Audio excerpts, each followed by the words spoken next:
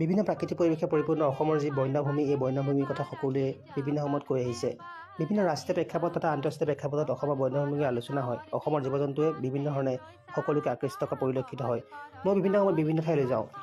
ৰাষ্ট্ৰীয় উদ্যান, অভয়াৰণ্য তথা বিভিন্ন বনভূমিলৈ গৈ মই সেইসমূহৰ তথ্য আহৰণ কৰিবলৈ চেষ্টা কৰোঁ। মোৰ মনটোতে খুব ভাল লাগে যে মই এই ধৰণৰ ঠাইসমূহ ভ্ৰমণ কৰি মানুহৰ সৈতে কথা পাতোঁ, মানুহৰ সৈতে কথা পাতিব, মানুহৰ পৰা তথ্য আহৰণ কৰাৰ চেষ্টা কৰোঁ, বন্য জীৱ জন্তুসমূহ চাবলৈ চেষ্টা কৰোঁ। এইখন হৈছে কামৰূপ জিলাৰ এখন ঠাই মাটাইখাৰ। এই মাটাইখাৰৰ ৰাইজে গছসমূহ সুন্দৰকৈ ৰাখিছে। তেওঁলোকে পাহাৰসমূহ সংৰক্ষিত কৰি ৰাখিছে, গছসমূহ কাকো কাটিবলৈ নিদিয়ে। প্ৰাকৃতিকভাৱে চহকী ঠাইখনলৈ মই গৈছিলোঁ প্ৰমোদদা আৰু প্ৰাণেশ্বৰ দাদাৰ সৈতে।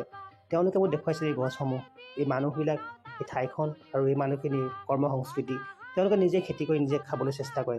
তেওঁলোকে সাৰ দিয়ে পাচলি নাখায়। তেওঁলোকৰ ঠাইখনৰ গছসমূহ সুন্দৰকৈ ৰাখিছে। কোনো লোকে কোনো গছ কাটিবও নোৱাৰে। গছ কাটিলে তাৰ বাবদ তেওঁলোকে জৰিমনা লয়। জৰিমনা বিহি তেওঁলোকে ক'বলৈ চেষ্টা কৰে যে কোনো লোকে যাতে গছ নাকাটে, কাৰণ গছসমূহ ৰক্ষা কৰিলে আমাৰ প্ৰকৃতিৰ ৰক্ষা হ'ব। এই ধৰণৰ ঠাইসমূহ বিভিন্ন সময়ত ভ্ৰমণ কৰি মই ঠাইসমূহৰ পৰিৱেশ জানিবলৈ চেষ্টা কৰোঁ।